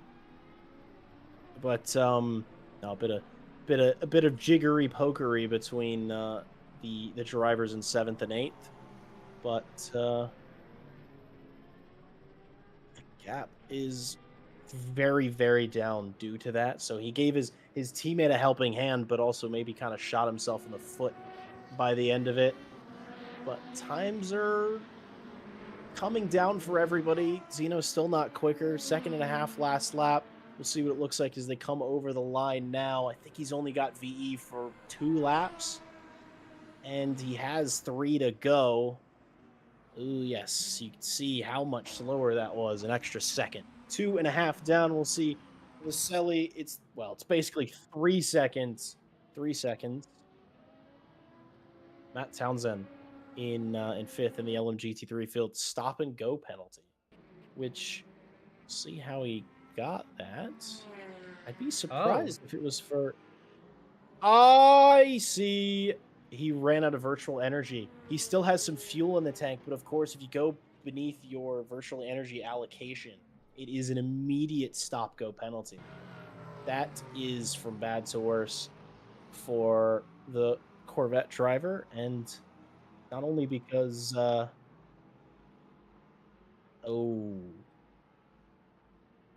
think Adam, that was the straw that broke the camel's back there. Yep, I think that's him done. Now, I think the main thing here is Zeno Vandrisha. We know that Martin Vesely can get to the end. It's about Zeno Vandrisha. There is your battle at this moment in time. Vandrisha in P1, Vesely in P2. Of course, Vesely will have the upper hand because he's made a pit stop and he's got more VE than the BMW ahead. Vandrisha is going to have to do a lot of saving here to I think that's going to be 2 laps remaining as well, so this should be pretty questionable. He goes over the line with Zeno Vandrisha. We'll get a reset on his virtual energy. It should be 2%. That's going to be dangerous territory. Martin Vesely, he's not going to make it. This, unless he does a massive save and manages to hold up Vesely, I don't think this is going to be the win for Zeno Vandrisha. I think a big kind of risk has been taken by correct me if I'm wrong, the Belgian driver, but he's right on the rear here. The Ferrari is looking so threatening behind him. It's Darius parties, in fact, I've just spotted making a maneuver. But back to this main action on battle, on track, I should say. They're heading up Ferradura, and again, he's going to have to do more saving. Will Vesely try and go for the move? He does. That's going to be a big one up the inside and in towards turn number 7. The Ferrari is now going to try and hold it on that outside line. He's going to use the karting line with now Vandrisha on that inside line, but that's going to turn into the outside. He's going to have to now try and squeeze the Ferrari, and with a minute remaining, they're side by side. I think that's Zach Vermaak. The South African is going to get involved in this one, but after all of that, Martin Vaselli is going to take the lead in this one, and Zeno Vandrisha is going to have a big question to ask. Do I pit or do I not?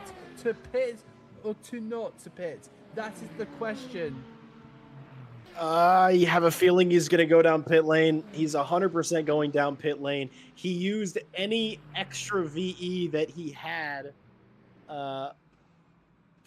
fighting the good fight, giving us a show towards the end of the race. And I gotta say, I'm really impressed how well he held off Vaselli and for how long, and the respect shown between them. Everybody gave each other space. Unbelievable fight between the end. Is he gonna hold it though? Is he gonna maintain second position?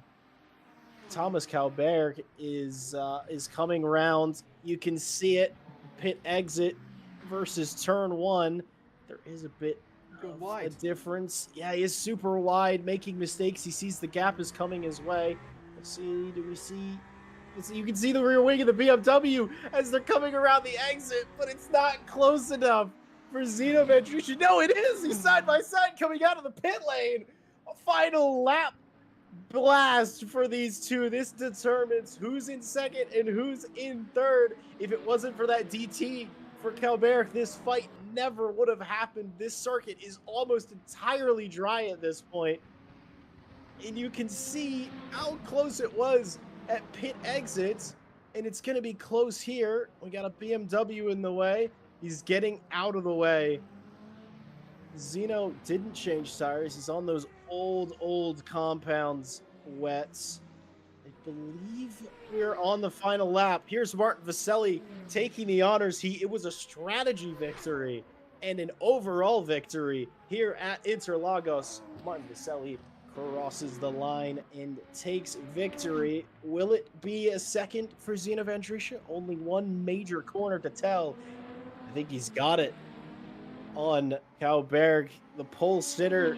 The best he's going to get is third after struggles in the rain. Zeno Vandrusha takes second place in this fight. And what a fight it was. Putting it on edge. Oh, wait. Was Kauberg slowing down very quickly? A stop and go for Partzes at the end of the race. And I wonder if I know what happened. Thomas Kauberg was running out of VE. He crossed the line at 0%. So Adam, that's why we saw him, and that's why you gasped at the end. But Joe Dauber second, Zach Vermack third. But the honor in LMGT3, Adam, is this man. Check Jesus. Indeed, Martin Lorek has put on an absolute display in his Akodas ASP team at Lexus number 87. He'll climb up the hill and be one of our final finishers here, and he takes the victory in the LMGT3 class. Martin Lorek, take a bow. The Czech driver will now see himself on the top step of the podium once again. Milan van der Vecken taking over from George Barr, so he'll finish 6th in the end ahead of his manufacturer teammate. And looks like also another driver that ended with 0%. But yeah, that's probably why I was going to say that next time I spoke. But yeah, Thomas Kalberg couldn't attack down in towards turn 4 because he was running out of energy. That was the simple reason why he couldn't make that potential overtake on Zeno Vandrusha. He pushed way too hard, and then by the time he realised he was side by side with the BMW, he was like, "I'm going to run out of energy here. I need to back off." That's why he lost so much time in those last few moments. In fact, I'll give you a little bit of a number. The third sector of Vaselli, 19.9, Zeno Vandrusha, 19.9, Thomas Kohlberg, 23.0. That's 3 seconds he lost in that last sector alone. It's all about fine margins, folks. Racing is all about fine margins, as we're gonna get our race results up on board. Martin Vaselli takes victory at Interlagos. It honestly could have gone any of the 3 ways between our top 3. An unbelievable battle that was ultimately decided on consistency and a bit of strategy. Martin Vaselli victory for round 2. Zeno Vandrusha, though, narrowly holding on to second position. You know, if Thomas Kalberg didn't have a DT, if Thomas Kalberg saved a little bit more fuel, it could have gone differently. But for Zeno, it is best of the rest. And for the debutant, Thomas Kalberg, it was pole position. He lost it before turn 1, quite honestly, and he fought it to the bitter ends, and it was third position for him. A fantastic race. Definitely something to be proud of, but still something to work on towards the end. Smits takes it in 4th over Billy Octane in 5th. Bounce back for Toyota. from last week, and hopefully maybe we'll see him a couple steps higher, and I get to sing their praises even further. It's a brace of Valkyries in sixth and second between Milan van der Vecken and George Barr.